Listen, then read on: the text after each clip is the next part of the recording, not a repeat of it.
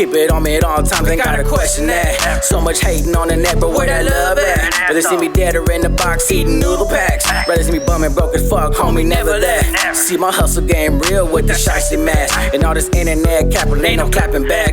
Post your bitch getting sloppy for that 50 sack. Hey, what's good with everybody, man? I hope everybody's having a productive day, feeling blessed, and like I always say, it's one life, one chance. We only got one chance to do this right. Let's get it done.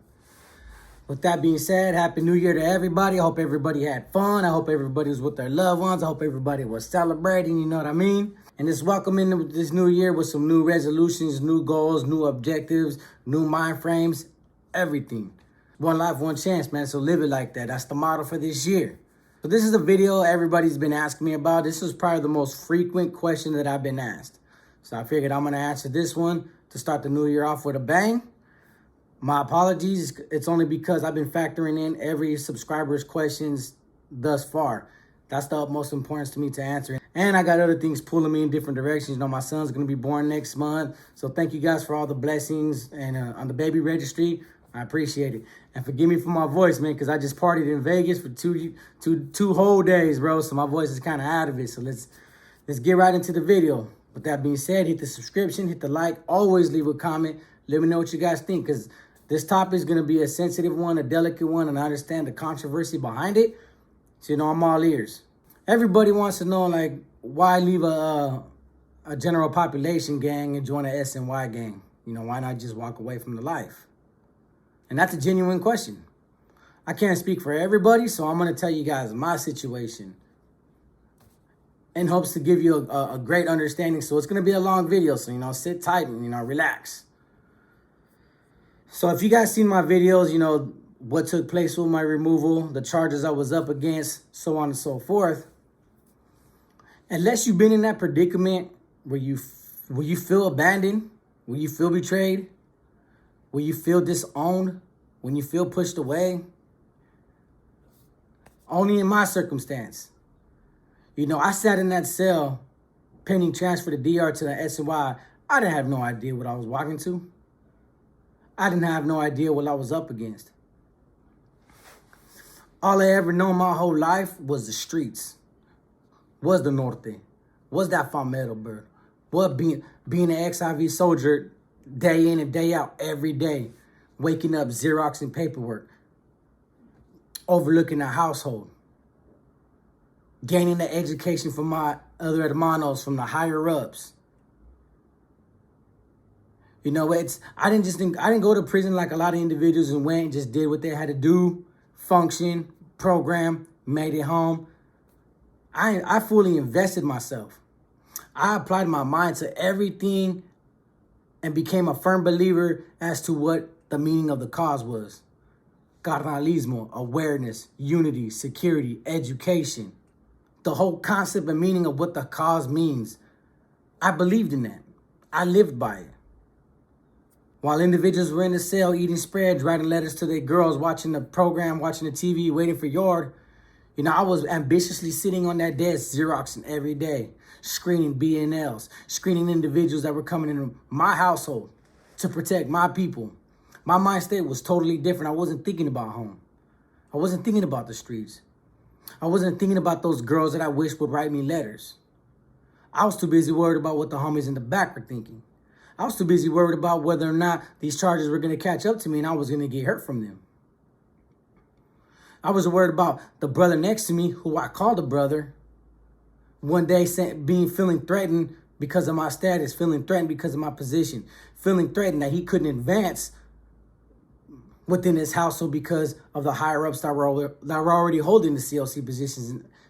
Because that's how it feels when you have a brother that's outranking you. People are going to say there was no such thing as rank. There is. It wasn't entitled that. It was unspoken of. But you had an individual who had maybe 5 or 7 years more experience than me. He'd be the one to be better fit to run a household while I hold while uphold lower CLC positions. But each CLC position says acknowledge and respect the authority in charge. Zero tolerance against insubordination. So that leaves you with that idea that even though he's my brother, this individual outranks me still. This individual can make decisions to dictate my life each and every day. This is his household. This is his household. So if he don't like something that I'm doing, or anybody else for that matter is doing, he can easily strike up a piece of paper, send it down and change of command, make the biggest change and the biggest impact on our program, on our establishment. Nobody can question that. Not even his own fellow brothers.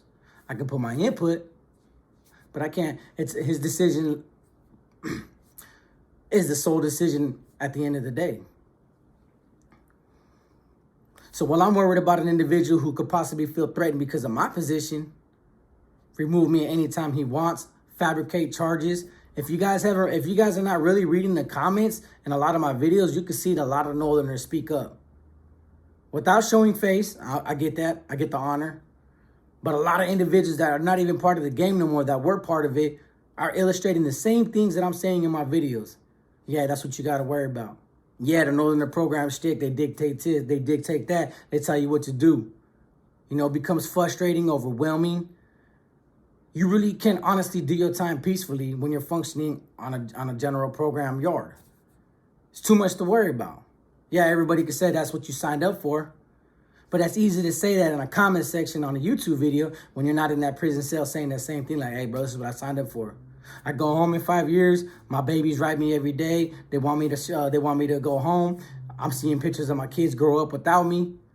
But an individual go up to your door and say, hey, guess what? This individual dry snitch on his co-defendant. This individual needs to go because he fucked his homie's old lady. This individual needs to go because they were fighting over a body of warfare that happened in the late 80s, early 90s that's still existing. But hey, guess what? You can go ahead and catch 15 years and get rid of them for the sake of us. Never mind your kids at home that are waiting for you. Never mind that wife that's actually the one putting money on your books.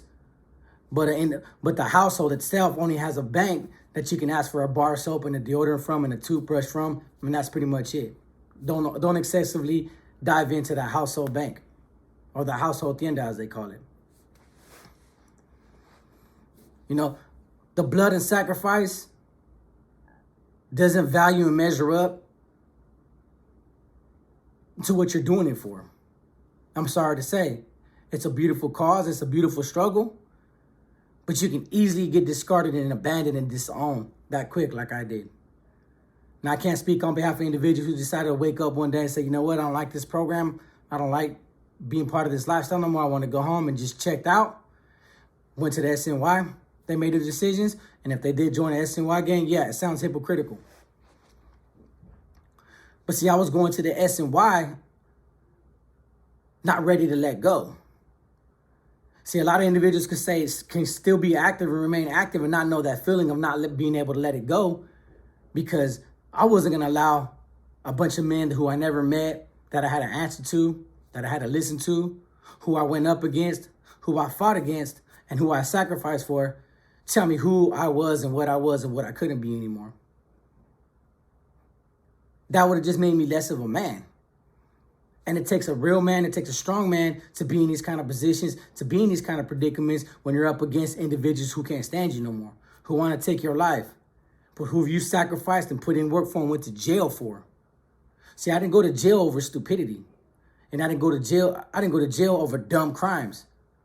I was actually robbing liquor stores, robbing banks, robbing furniture places, doing house invasions on behalf of big homies to become a big homie.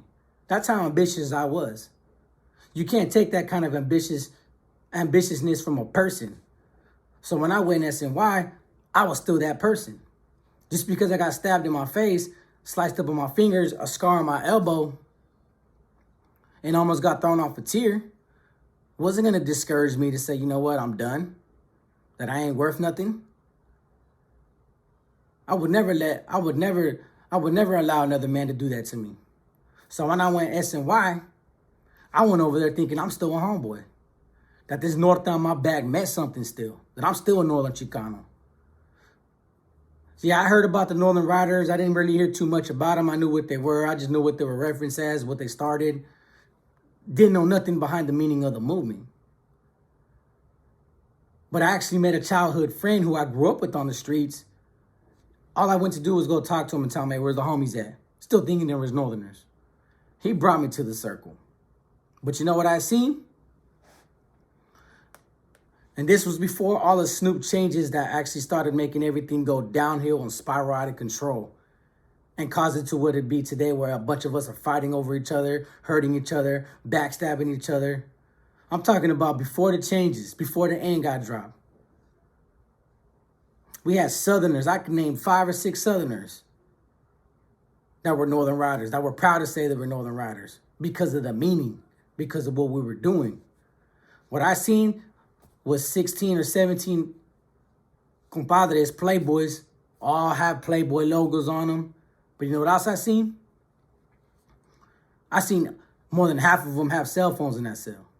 More than half of them had thousands of dollars in the books from the money that they were making.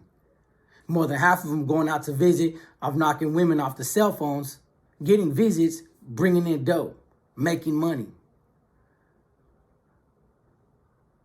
There was a homie from seminary, I swear, he had like 3 or 4 different pairs of glasses. Just the glasses. I know it might not seem much to you guys, but in jail, I'm talking about Armani frames, Gucci frames. He even had Calvin Klein frames. He was out there with like 2 or 3 real chains from the streets. Most of my playboys had G-Shock watches that they snuck in. Each one of them had hustles. Each one of them had cells stacked up with food. They weren't being deprived. You know, they turned the SNY into a land of freedom and opportunity. You know, we finally got that freedom to say, you know what, I'm going to do what I want, get what I need, and attack who I need to attack, go up against who I need to go up against without approval, without permission, or having to wait hand and foot on somebody else or serving somebody else. We all did it on our own accord. And yeah, the SNY is always going to have a bad picture to those individuals who are active, remain active, who probably never been to a mainline. And they're going to downgrade it and talk dirty on it as just because of the existing people that are on there. Rats, chomos, sex offenders, punks, debriefers. Doesn't even matter. Because that concept that guilty by association doesn't apply. In this sake, we're all over there for our own reasons. Now, so what I seen with my boys was individuals who lived by a money concept, who actually lived by that Playboy logo at the time, who were firm believers like, man, we're on this yard to get money, take care of ourselves, go home, do what we got to do, you know, become businessmen, become honorable men of conviction. Each one of them had cell phones. I got to that yard, got embraced, learned the CCOs, which weren't much then, and didn't have much of the changes and all these new implementations that Snoop started incorporating every damn month and every damn year that started hurting us. All I seen was a brother who said, you know what, let's look out for each other, let's get money. And the people want to mess with us, let's go to war. We could do that. Most of the time we went to war, 90% of the time is over drug debts. 90% of the time. Because somebody owed my boy $500. Somebody owed one of my other boys $1,000. Next thing you know, there's like 5 or 6 people from a different gang that owe my boys almost like 5 racks. That kind of money is worth going to war for. As opposed to the mainline, we're going to war for a table. We're going to war because an individual doesn't like another individual from a different barrio, or they're going to war for because this individual crossed my bars, sit on my table, or because a big homie in the back that they've never seen snapped his fingers. You know, we're all out there together as a brotherhood, coming together, making decisions for each other on a community basis, as a unit, as a whole. Not all of us sitting there twiddling our thumbs, waiting for that one man up top to make a decision. And it just trickles down. And that trickling effect becomes a domino effect because we all just don't know what we're doing, don't know what we're going to war for, but we'll find out later. But because one man decided to say, do it. And that's what a lot of my boys are up against now when it comes to Snoop. See, the thing is, when you go SNY, a lot of individuals don't lose themselves. Some individuals do. You don't need to be a gang. You don't need to be in a gang or be part of a gang to be somebody. I get that.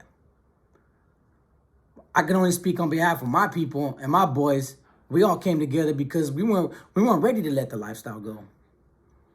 And you can't hold that against anybody that went SNY and became an STG group affiliate, a member. Some individuals, you know, they don't want to be regarded as being disregarded and disowned and abandoned and betrayed.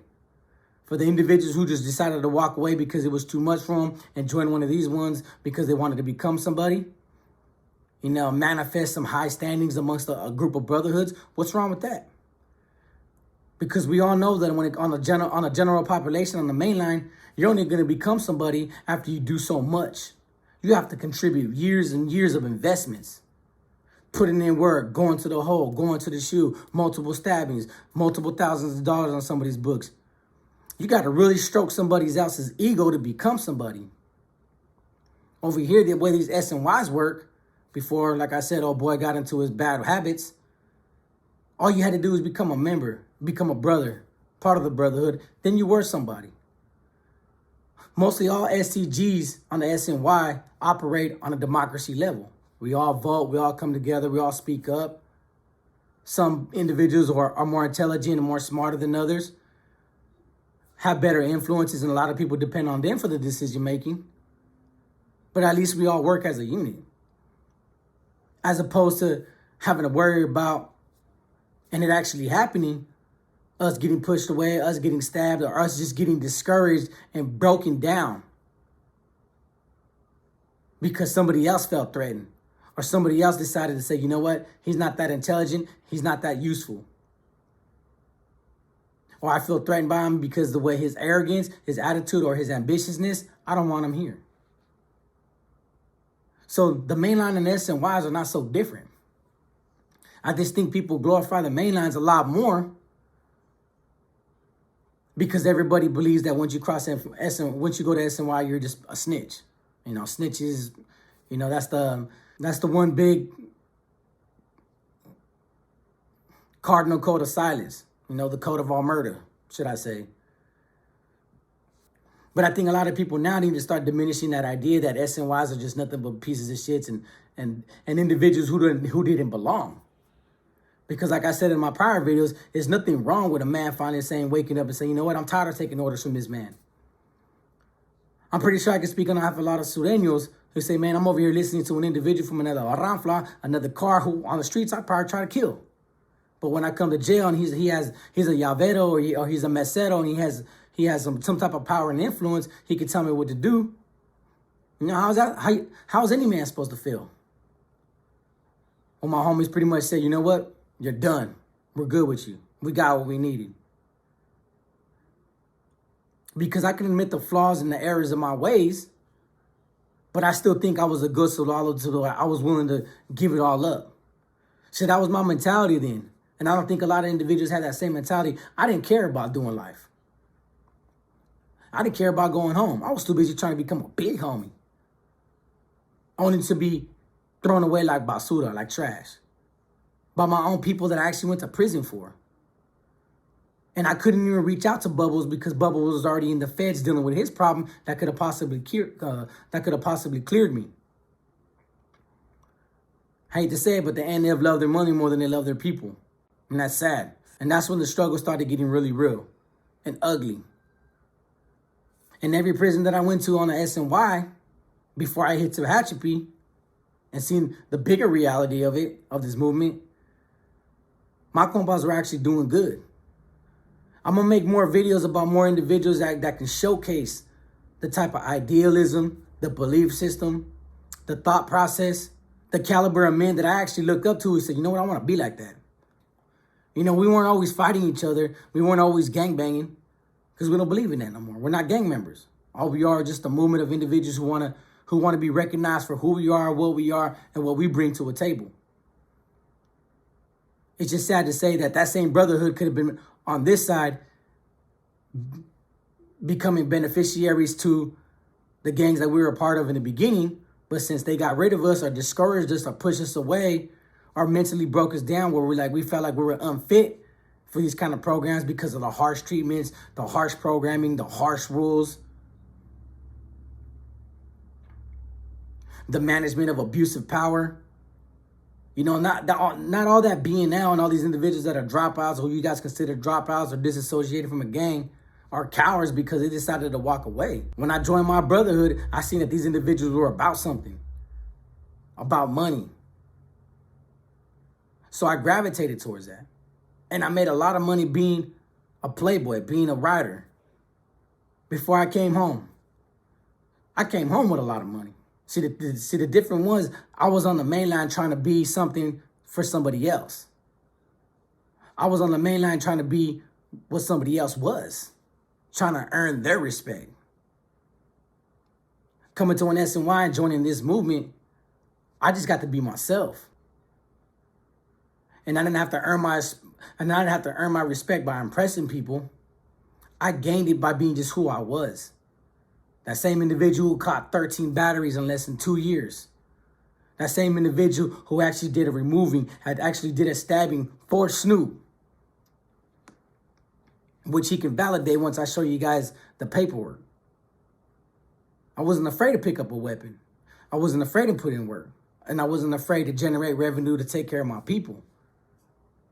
So I got to be who I wanted to be, who I needed to be for myself, instead of trying to be somebody for somebody else. That's the big difference.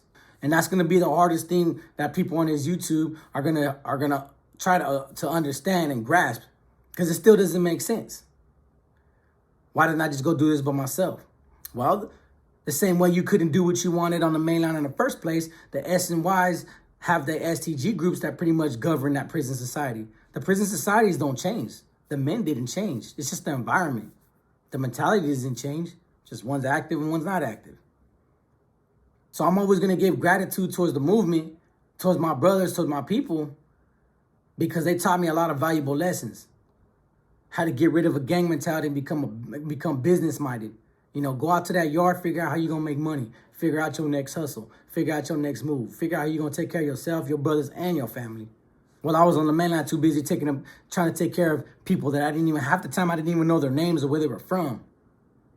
Or too busy depriving myself money in my books or money to my family because I'm too busy shooting it to 5 or 6 people in Corcoran Shoe who never even wrote me a letter. Who to this day I don't even know what they look like. Who to this day probably don't give 2 goddams about me and what my situation was because another man replaced me. See, when it comes to the main line, once you're gone, another man's going to take your spot. So that should only tell you that you could be that replaceable. And to be quite frank, I don't want to feel like I could be replaced. I just want to be respected for the asset that I could become, that I can be, and that you will allow me to be. Because I know what I'm good at, I know what I'm capable of, and that's why I joined another SNY group. Because I knew who I was deep down.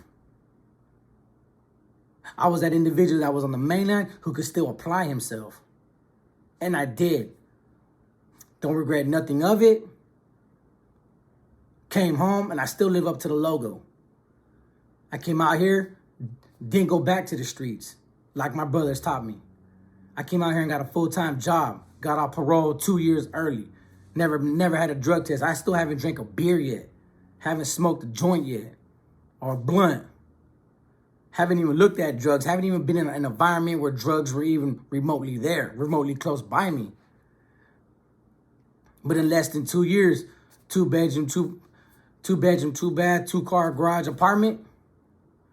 Got this YouTube platform now as a passive income for a side hustle. And I got a full-time job that pays me now, starting today, $21.30 an hour.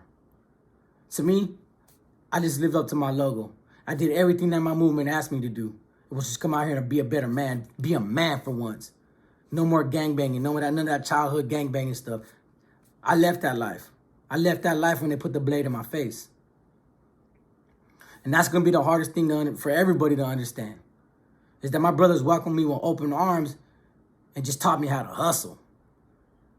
No more of that being on a desk Xeroxing a bundle that came out of some dude's ass. They said, nah, man, here's some dope. Go get your money. Make sure that money lands on your books. Make sure your canteen's always right. See, on the main line, they didn't make sure my canteen was right. They just wanted to make sure their canteen was right. That was the biggest difference. So I'll leave it right there. There will be a part 2 to this, because there's more that I want to explain when it comes to explaining the caliber of men that I got to run into in the beginning. I'm going to break each and every individual down that I met in the beginning that persuaded me, that encouraged me, that influenced me to join an SNY group. With that being said, like I always say, one life, one chance. We only got one chance to do this right. Let's get it done. And forgive me for my voice. Peace.